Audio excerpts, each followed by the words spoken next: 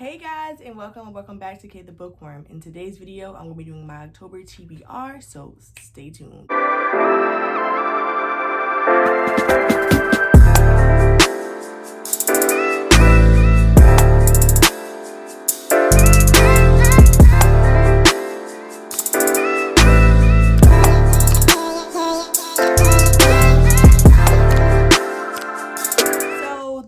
I decided to read 6 books, 2 that are kind of spooky seasonous and spooky seasonous.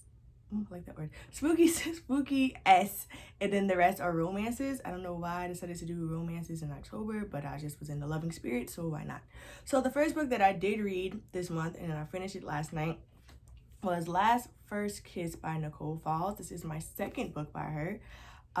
Actually no, take it back. This is my third book by her, because if you guys know, in my last video, I did Shot Not Taken in National Transition. So this tells the story of 2 people. A girl named Callie, who is a hopeless romantic, and she thought she found the love of her life until her ex-boyfriend did something of the unthinkable that made her basically like kind of shield away from love. Only thing she really focused on is work, her mom, and that's it. Then you have a guy named Kirk, who is kind of like a playboy, but his life changes for dramatically as well when his brother and his sister-in-law gets killed in an accident. And in the will, the brother and his brother and sister-in-law basically made him the guardian of his niece, baby Blue. That's the baby bird, I think that's what they call her, but her real name is I think Cecil. I think it's Cecil or something like that, but I think her name is Cece, so I'm gonna go with Cece.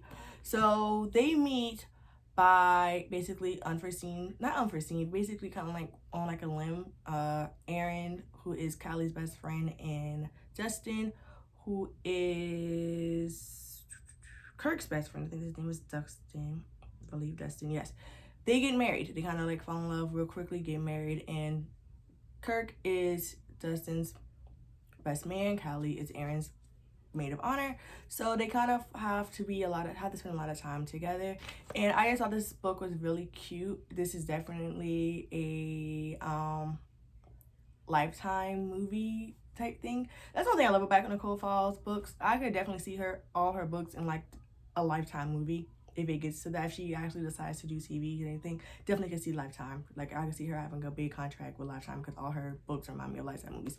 I love the natural chemistry that Derek and Callie had. I also feel as if that it's like something realistic, something that, okay, to your friend, like you have a friend and then you have another friend and they kind of meet up, and you want your friends want their friend to get together so everybody can be one big happy relationship. Definitely like that. I love that Callie is a full-figured woman.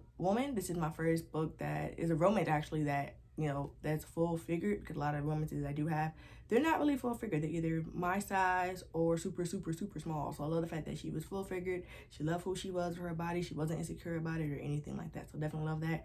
I love the relationship that Kirk and his niece had. I thought that was really, you know, natural, realistic as well. And I also loved Callie's relationship to her love life, how she was, even though she's been hurt before plenty of times, she was still a big time like lover of love. And that's with me. I've been hurt plenty of times in relationships, but I know that I am still hopeless romantic, and I know that love is out there for me. So definitely a great book. I think I rated this a 5 out of 5. So Last First Kiss was the first book that I read, and the first book that I finished for the month of October. So the second book that I'm currently reading now, and I'm kind of about 70% in, maybe I have like about 30% left, is Daughters of Jubilation by Kara Lee Corhant. I think that's how you pronounce her last name. So I got this book because I am on the Hear Our Voices book tour for this. I was supposed to do my video last week, but because of work and school, I didn't get a chance to finish it how I wanted to. So hopefully I'll be done either by tonight or tomorrow, so I can record my book review on this. But this is set in the Jim Crow South, and it's set in South Carolina, which I thought was kind of dope, because I am born and raised in South Carolina. Currently live here as well. So it is about a girl named Evie who has powers. I'm not trying to give it too much, but she has powers, and it's kind of like a tradition that her family has it, and a lot of people, Black people in the South, do have it. And she is trying to control her powers, trying to actually understand what her powers is about.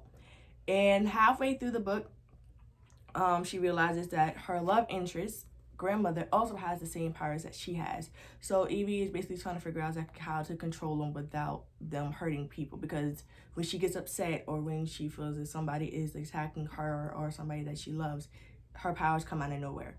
Her powers just basically just like kind of like overpower her, and she really wants to know how to control it. It does have a lot of spookiness in it, because this one dude who basically like she sees like a guy named called the Stranger, and it's this dude that basically like, and every time she has her dream, she always has a very basically a nightmare, and she's trying to figure out exactly what happened and why do I keep having these dreams. So she's trying to find her mom, who's kind of overprotective of her grandmother, who the town thinks is really crazy. A lot of people don't know the grandmother has these powers as well, passed on to her mother and passed on to Evie, and then later on Evie passed on to Evie's two sisters as well. It does talk about sex in this book, but it's really sex positive and nothing really too graphic as well. And then I also love her relationship with her boyfriend Clay. I thought Clay was really, at first I didn't think I was gonna like Clay, but like as the book goes on, I definitely realized I really do like him. And yeah, I don't want to spoil it too much, but just know that I will be doing a book review. As you can tell, I have tabs, I have been highlighting. So Daughters of Jubilation is the second book that I've been reading. So yeah. So the third book that I got is another romance. It is called Make a Scene by Mimi Grace. So I saw this book on, I think, Twitter, and it was a ebook. But I heard she was doing paperback. So I DM'd the author and asked her when the paperback will be released. She told me once it got released. I ordered the book, and here it is. So it is Faking This Relationship Should Be a Piece of Cake. It is about Retta Majors, I'm going to read the synopsis. It says, Retta Majors is having a bad day, but that's not to be expected when your ex gets engaged to your cousin. Instead of totally freaking out, Retta decides to attend the wedding with her amazing, faithful, handsome boyfriend. Only one problem: he doesn't exist. Duncan Gilmore is living his dream as a boxing gym owner. The last thing on his mind is a relationship. That's until the baker next door makes him an offer so bizarre that he can't refuse. One weekend of pretending to be Retta's boyfriend should be easy. However, shared kisses and flirting starts to blur the lines in their fake relationship. When their performance draws to a close, will they go their separate ways or will return for an encore? This sounds really cute. I love the cover. The cover is really, really dope. I love how it's like kind of like a bakery type S to it. I love her skirt, by the way, something I could wear. And I've heard other great things about this book. My friend Christina, if you're watching, hey girl, she actually read it when it was on ebook, and she said the book was really cute and really loved it. So this is the book that I got. And then I was also in fourth book I got. I was in the Pros Black Girl Book Club. I was going to do their readathon, the Naked Readathon, but like I said, work kind of just overwhelmed me, so I didn't get a chance to do it. But they did do a group book, and the group book is The Renovation of the Rose by Christina C. Jones. So this was the group book that they were going to do, and I think they're doing it soon. I think they're going to go over the book tonight. So like I said, I didn't read it, so there's no point in me actually joining in.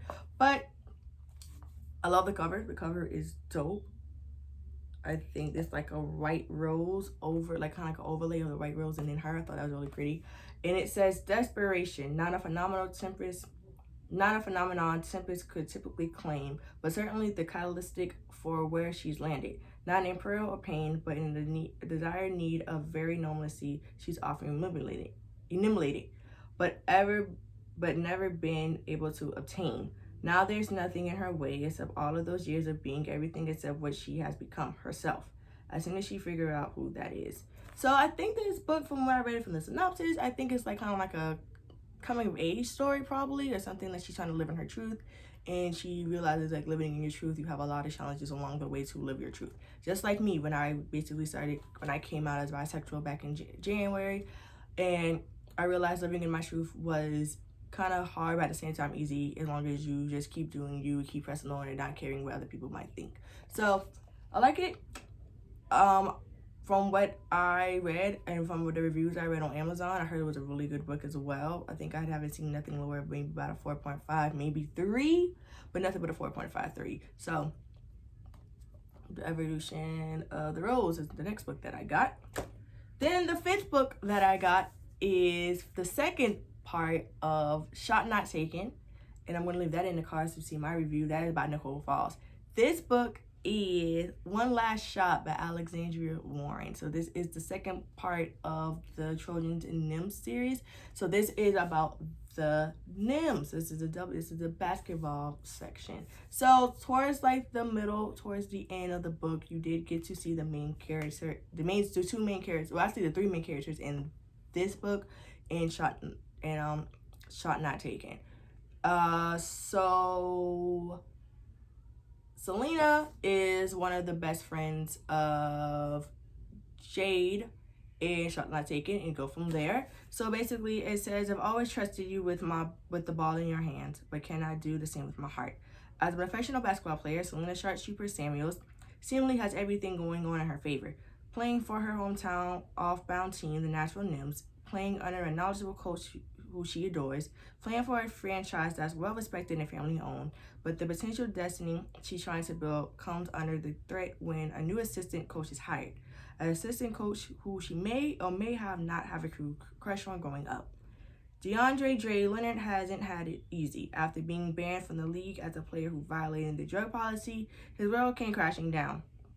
But now he's back and ready to rebuild his reputation, starting with a coaching opportunity with the sister team of his beloved Trojans that include one of the best women's players in the game, and arguably the finest woman he's ever seen. Selena and Dre both want the same thing, to have a successful season. But as they spend more time together chasing a championship, their shared goal slowly begins to change from a title to each other.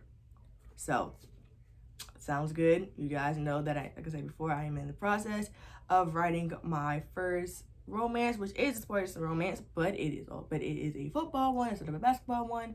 So I'm kind of excited to see how they incorporate basketball and love, especially from a girl perspective. Last time it was a guy perspective and girl perspective. This time it is a girl as a main character and a guy as a minor character. So I'm excited to see how it goes. So this is the 5th book that I got. And to wrap up Halloween, I have Dreadnation by Justina Ireland. So this book has been on my TBR for a while. Sorry, I got something in my eye. This book has been on my TBR for a while. And when I go on Goodreads and when I go on Amazon, I get a lot of mixed reviews about this book. A lot of people say it's good. A lot of people say it's not good. I started it and I am only 26 pages in.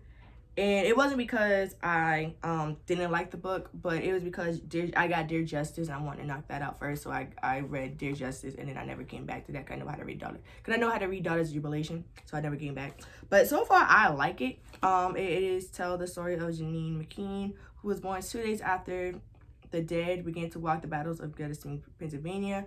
And then basically like a war between the states. And she is in a fighting camp for Negro girls, to basically fight off the zombies that are happening in Virginia, basically in the 13 colonies, which I thought was kind of dope. So, we'll say it is a little gruesome because how it's just like the beginning of the story, you get to see, like, she kind of like tells the tale of how she was born and almost what happened to her when she was born. So that was a little gruesome. I'm not gonna lie, but like I said, I'm only 26 pages in, so we'll have to see if I like it or not in order for me to get the second book that's out, called I think Divineless. I think it's like the Nihilist Divine or something to that major. I don't know, but I know something with divine in it. So that's the second book, but I really want to read this book to see if I'm going to if I like this book, then I get the second one, but if I don't, then I probably won't get it. So yeah, so this is my potential wrap up for the month of October, is another spooky Halloween book. So guys, that is my October TBR. I know it's not a lot of spooky books that I like plan to read, but I don't know, because I was just hit by the love bug and I just wanted to read a lot of romances, so that's what I chose. So if you see any books that you want to read, let me know in the comments below. Please stay tuned for My Daughters of Jubilation. Hopefully I will have that book review by the end of this week or hopefully next week. And if you're a real one, leave an orange heart in the comments below. I hope you guys have a great night or day or afternoon if you're watching this. Have faith, have confidence. Love you. Always, always, always, always be you. And I'll talk to you guys later. P.S. If you hear any noise in the background, it is football Sunday in my house. And it's loud. So I apologize about that. But I love you guys, and I'll talk to you guys later. Peace.